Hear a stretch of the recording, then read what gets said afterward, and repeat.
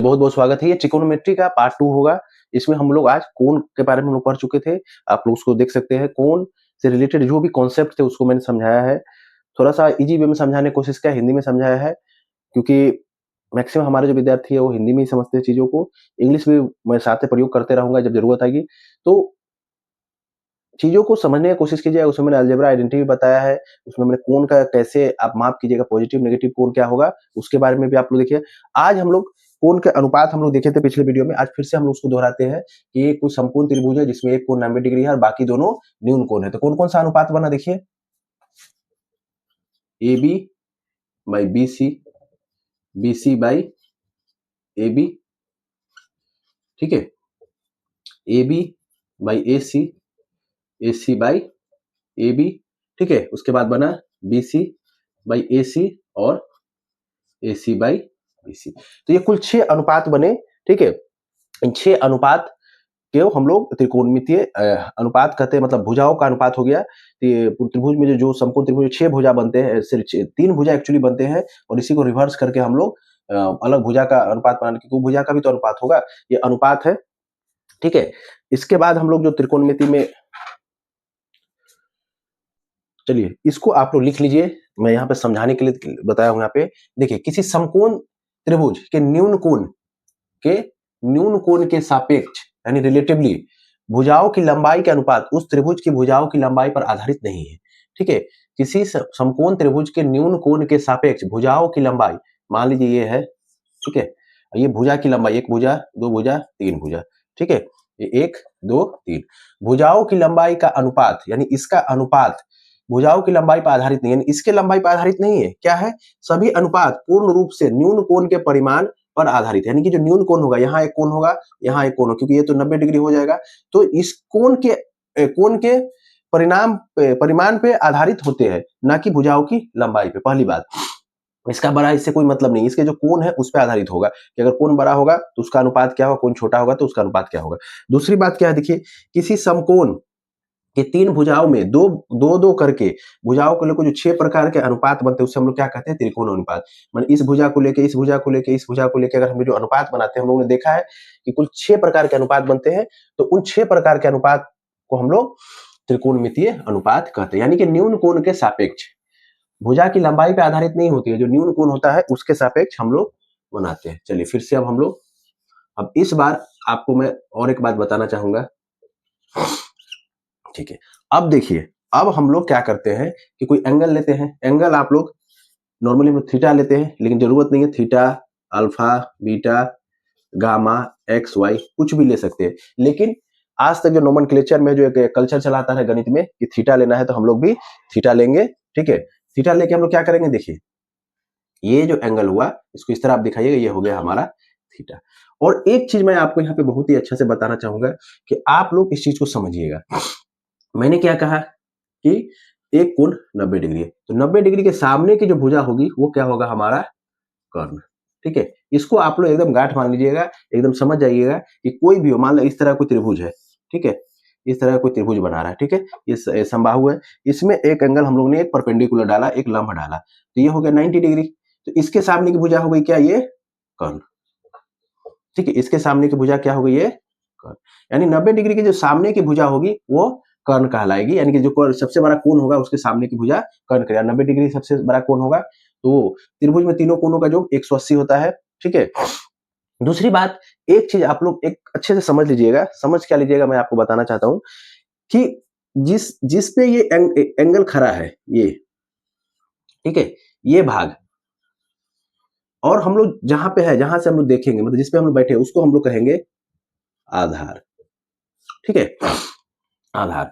और जो सामने हम लोग जो देख रहे हैं ना, उसको हम लोग क्या कहेंगे, लंब, ठीक है। जिसपे आप खड़ा है वो आधार हो गया, पास वाली, इसको आप लोग पास वाली भुजा भी कह सकते हैं, पास वाली। और जो दूर है वो क्या हो गया, दूर वाली, वो हो गया लंब, ठीक है। ये पहला हो गया। दूसरा में आप इसमें देखिए, ठीक, अब हम लोग इस कोण को ले रहे हैं, ठीक है, ये हम लोग थीटा ले रहे हैं, थीटा 1, ये हो गया 90 डिग्री, ठीक है। और ये सामने की भुजा हो गई कर्ण, ठीक है, तो कर्ण हो गई।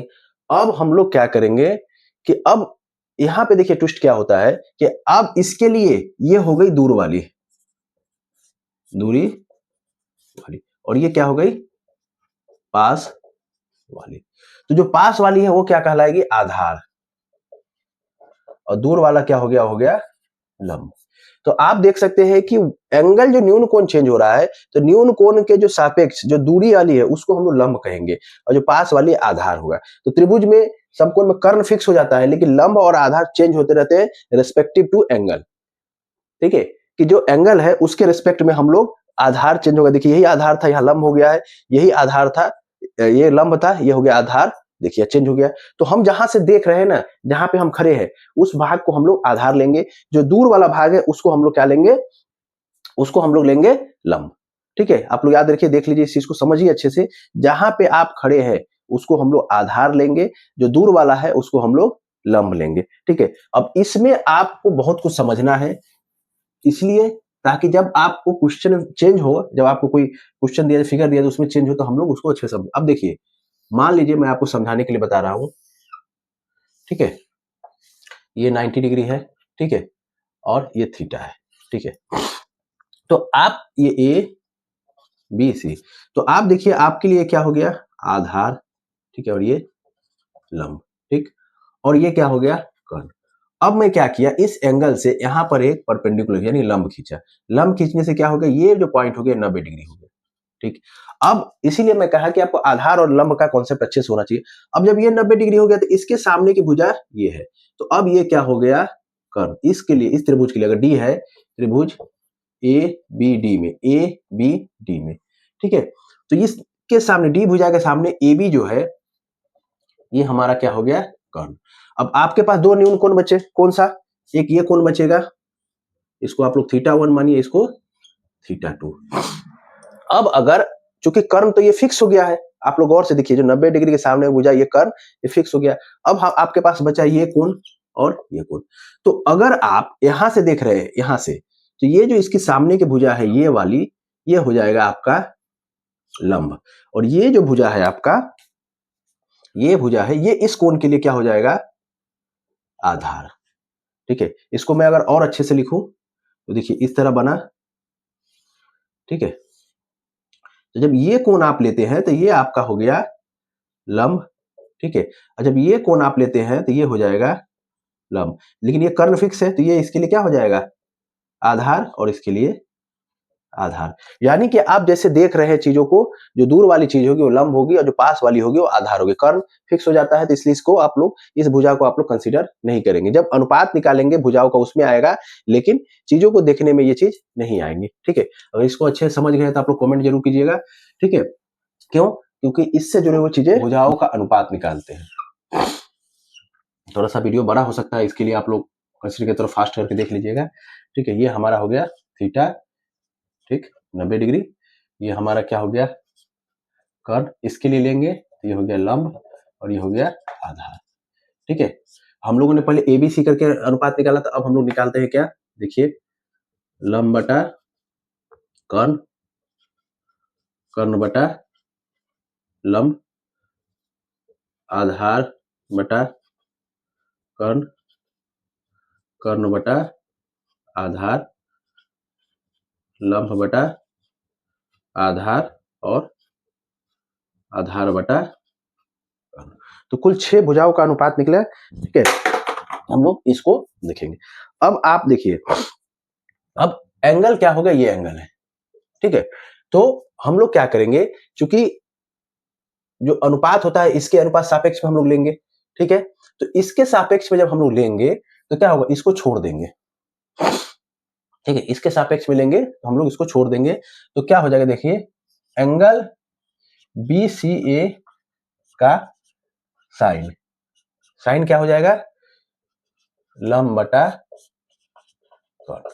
ठीक है, ये हम लोग जिसके रेस्पेक्ट में ले रहे हैं उसको लेंगे। अब ये क्या होगा, देखिए यहाँ पे हम लोगों ने बी सी ए इसीलिए कहा है कि इसको आप लोगों ने थीटा माना है, लेकिन हम तो सिर्फ अभी एंगल मान रहे हैं, तो हम लोग क्या करेंगे, लिखेंगे बी सी ए का साइन। सेम टाइप में बी सी ए का कोसाइन क्या हो जाएगा, आधार बटा कर्ण। ठीक है, बी सी ए का कोसाइन। उसके बाद हम लोग क्या लेंगे, बी सी ए का टेंजेंट, टेंजेंट, ये होगा आधार, लंब बटा आधार। ठीक है, ये हो जाएगा आपका लंब बटा आधार। उसी तरह आपका आएगा एंगल BCA का कोसेकेंट, ये हो जाएगा कर्ण बटा लंब। ठीक है, उसी प्रकार आएगा एंगल BCA का सेकेंड, देखिए सेकेंड, ये हो जाएगा हमारा कर्ण बटा आधार। और एंगल BCA का कोटेंजेंट, ये हमारा क्या हो जाएगा, ये हमारा हो जाएगा आधार आधार बटा कर्ण। तो आपने देखा है कि जो साइन हो गए, कोसाइन हो गए, इन जो 6 अनुपात निकले उसको हम लोगों ने एक नाम दे दिया, sine, cosine, tangent, cosecant, secant और कोटेंजेंट। ठीक है, अब हम लोग जब नाम दे दिए हैं, लेकिन आप लोग याद देखिए जिस कोण के सापेक्ष हो वही हम लोगों ने लिखा है BCA। अगर यहाँ रहता है BAC तो यहाँ हम लोग क्या करते हैं, BAC के सापेक्ष, यहाँ भी हम लोग क्या करते हैं, BAC के सापेक्ष, यहाँ भी क्या करते हैं, BA के सापेक्ष।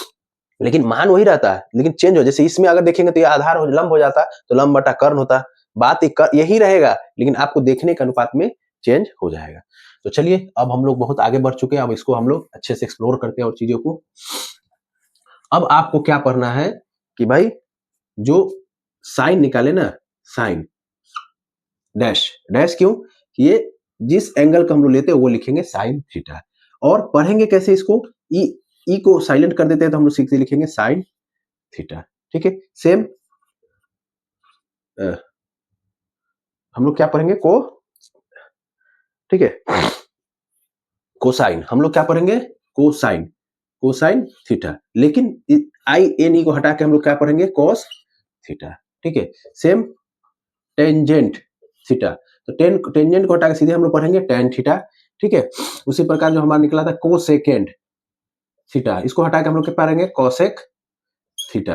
ठीक है, सेकेंड थीटा, उसको हटा के हम लोग क्या पढ़ेंगे, सेक थीटा, अनुपात वही रहेगा। और को टेंजेंट थीटा, इसको हटा के हम लोग क्या पढ़ेंगे, कॉट थीटा। तो हमारे पास जो मान था साइन ई है, ई को हटा के हम लोग धीरे धीरे चीजों करें। अब हम लोग सबसे पहले 3 ही देखेंगे, उसके बाद आगे बढ़। देखिए साइन थीटा, ये क्या हो जाएगा, लंब बटा कर्ण।